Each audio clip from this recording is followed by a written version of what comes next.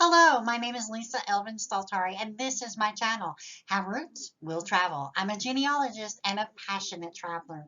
Most of my videos will be about travel or understanding various locations.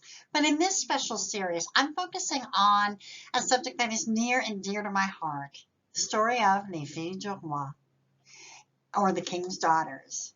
In this series, I'll be focusing on individual biographies so that we can get to know as many of these amazing women as we can. Please let me know in the comments below if there's one fille du roi in particular you are interested in, and I'll try to move her to the front of the line. And please don't forget to subscribe to the channel or click on the notifications and like this video. That'll help me out a lot. All right, let's get started. I have a video called the Program 2.0 that you can have a look at, and it will describe the program Les Filles du Roi in greater detail in terms of the specifics, the ins and outs of the program, how the girls were recruited, what they came across with, all of that. I think it's important for historical background. If you're interested, it can be found on my channel. Let's get to know the next gal, shall we? Now this lady, her name is Antoinette Lefebvre.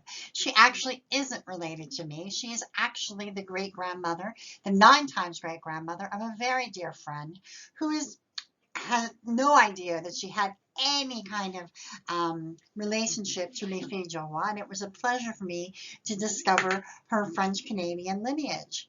And what a name, Marie Antoinette. So let's get to know Marie Antoinette. Marie was born in Chanou, a small village in the district of Argentan in Normandy. This district is situated near the Orne River. This area of France dates back to the Gallo-Roman period. It came to be mentioned in the year, for the first time in the year 1025. The name of the district, Argentan, is a combination of the Gaulish word for silver, argentanos, and the word magos, meaning market.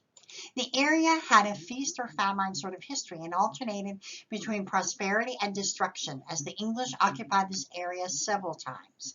The English considered this area one of the most critical in Normandy. So she was born in this really amazing district, and her father's name was Charles Lefebvre, and her mother's name was Louise Prudhomme. So she's born about 1653, right in the middle of all of this. The church that she would have been baptized here, it does not exist anymore. The ruins of it are there.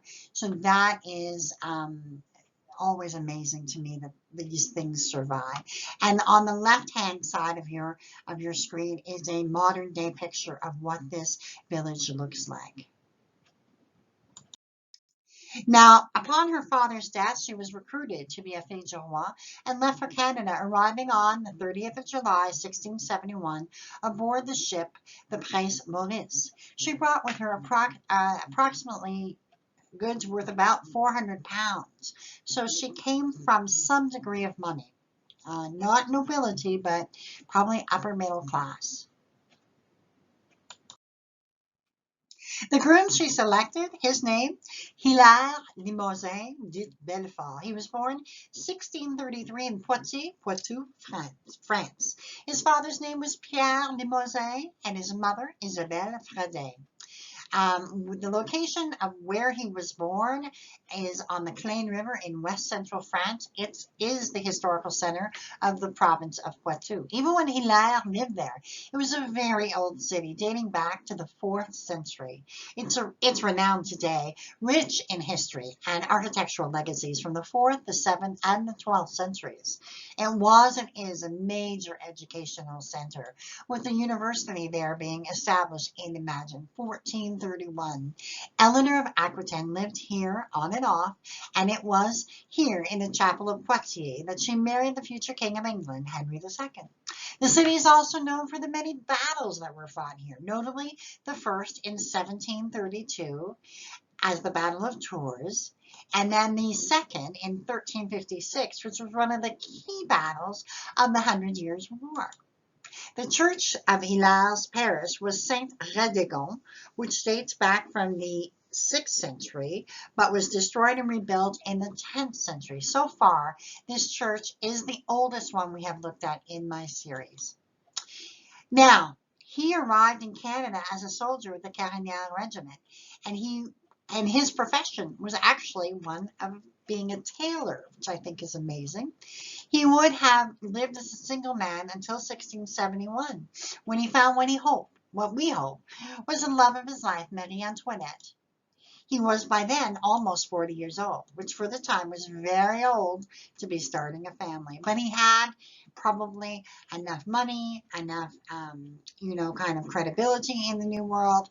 And he was probably one of those fellows that just decided he wanted to have everything right before he met the love of his life. Now, Antoinette and Hilaire married on the 7th of November, 1671, in Quebec City at Notre-Dame Cathedral. This would have been a mere 6 weeks since she had disembarked. Obviously, Hilaire was through waiting and was ready and willing to start his family. Now, they first settled at Quebec City, but soon relocated to Champlain, which is just about 10 miles north of Three Rivers and about 60 miles south of Quebec City. To give you a little bit of history about this area, the town of Champlain is a member of the Association of the Most Beautiful Villages of Quebec. I mean, can you imagine? And the name of the town comes from the Champlain River, which of course was named by Samuel de Champlain himself, who named the river in 1632. The seigneurie of Champlain dates from 1664, and the first seigneur of this land was Étienne Pézard de La Touche, and it was he who officially gave the name Champlain to this town. Concessions of the land were given to the first settlers in 1667. In 1675, Hilaire received a double concession of land, both at Champlain and at the village of La Borde, from the Seigneur de La Touche. So this is obviously this chapel does not date back from on the left hand of your screen, the picture. This is the current date chapel. The one on the right hand is I found on the website of the Historical Association of Champlain, and this is a recreated 3D model that they have of the chapel that was found that would have been there during Hilaire and Marie Antoinette's period during that time. Now, Pierre and Antoinette had 13 children, 10 girls and 3 boys. So let's have a look. Geneviève the first was born in 1672 and dies at 2.5 months. They then have another Geneviève, and she is the 8 times great-grandmother of my friend. And she marries a man named Jean-Baptiste Lahaise. And they have 3 children, all of whom make it to adulthood, thankfully for my friend. Marie-Anne marries Pierre Martin dit la Douceur, and they had 11 children, all of whom make it to adulthood. Catherine marries Guillaume Langlois dit Sans Souci dit Jacques, and had 9 children, 8 of whom make it to adulthood. Marie-Louise did not marry and dies at the relatively young age of 24. Marie-Thérèse marries Jean-Baptiste Lefebvre and had 9 children, all of whom make it to adulthood. Marie-Angélique marries Jean-Baptiste Lamel, 3 children, had 3 children, 2 of whom reach adulthood. Rémy-Françoise did not marry. François marries Marie-Marguerite Houd, dit Houle, and they had 12 children, 8 of whom make it to adulthood. And you'll notice that that's the first son they had after all of those girls.